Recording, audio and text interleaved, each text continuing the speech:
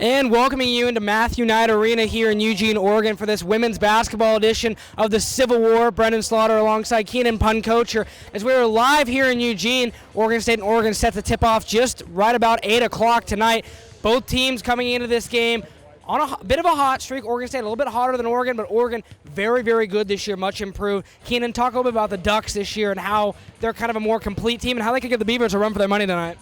Yeah, the Ducks team it's a surprising team because they started out pretty hot, winning pretty much all of their non-conference games. They've had some difficulty in the middle of their schedule a little bit getting towards the ranked opponents because they played teams early on. They have a tough schedule. And so what ended up happening, they started out strong, started to struggle, but since conference play, they're hot. Yeah, and they have started their even up their mark at 4-4 in conference play, while Oregon State comes in at 7-1. The first game of this Civil War series is here in Matthew Knight tonight, and we also have the Civil War on Sunday as well. Keenan, what are your kind of keys that you're looking into for this game for Oregon State to get a victory tonight? Well, the thing about Oregon is they're a hot three-point shooting team. They are the best three-point shooting team in the Pac-12.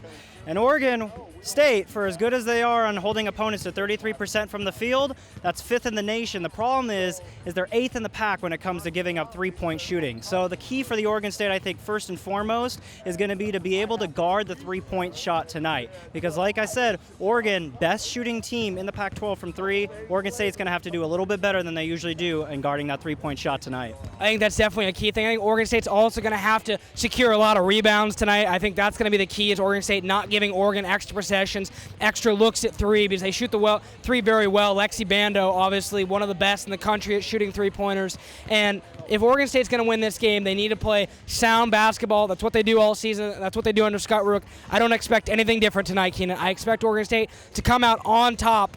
I'm going to go ahead and throw a score up there. We're going to go 71-61. Keenan, anything different, or you got Oregon State in this one? Well, you made a great point about rebounding. Obviously, Oregon State, best team in the Pac-12 in the rebound margin. They're plus 11.5, which is just miles away. That's almost one of the top in the country. So that's going to be key tonight, because if Oregon can get a little bit uncomfortable from the three-point line, that's going to open up the rebounding availability for Oregon State tonight, and they're going to do exactly what they do, and that's secure rebounds. So I like that point. I think that's going to provide them, despite a little bit of a hostile crowd here tonight. I think Oregon State is going to get a win if we're going to throw a score up there.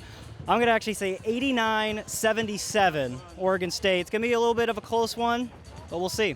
Oregon could pull away at the end. It's a high-scoring match for sure. We've heard that they expect to have about 3,000 people here tonight for this Civil War again, Matthew Knight. Huge arena that actually close off the upper deck of this for Oregon State basketball. We'll also shoot a post-game show with analysis via Keenan Puncocher and Caleb LaChapelle. So this has been the Orange Media Network Basketball Civil War Preview live from Matthew Knight Arena.